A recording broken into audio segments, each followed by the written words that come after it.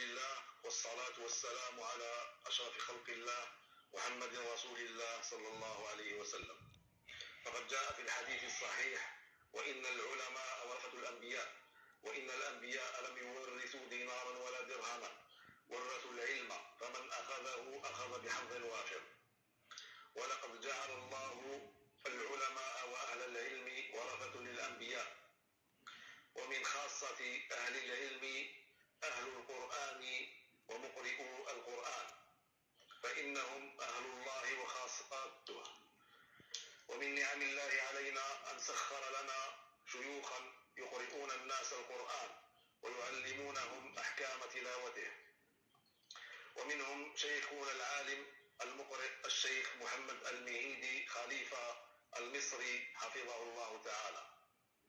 ولقد أنعم الله علي أن وفقني لأن أختم على يديه قراءة عاصم بروايتيه شعبة وحفص، وأجازني بها حفظه الله وأطال في عمره.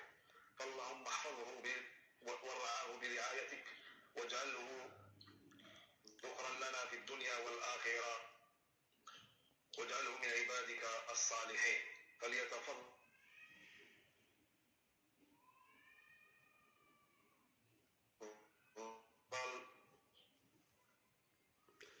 الحمد لله رب العالمين، والصلاة والسلام على أشرف المرسلين محمد عليه أفضل الصلاة والتسليم.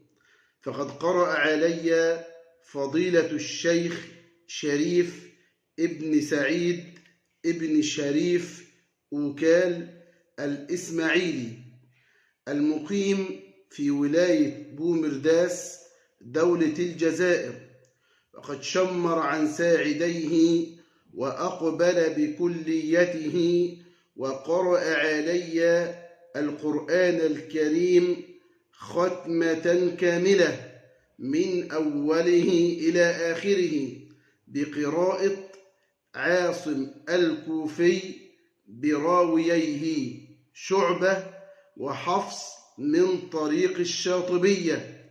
وقد التمست منه في فترة القراءة همة عالية وأدبا جما وحرصا شديدا، واستجازني فأجزته وأذنت له أن يقرأ بها ويقرئ بها في أي مكان حل وارتحل وفي أي قطر نزل. وأسأل الله تبارك وتعالى أن ينفع به العباد والبلاد، وأسأل الله تبارك وتعالى أن يجعلنا هداة مهتدين، وأن يهدينا إلى سواء السبيل. والسلام عليكم ورحمة الله وبركاته.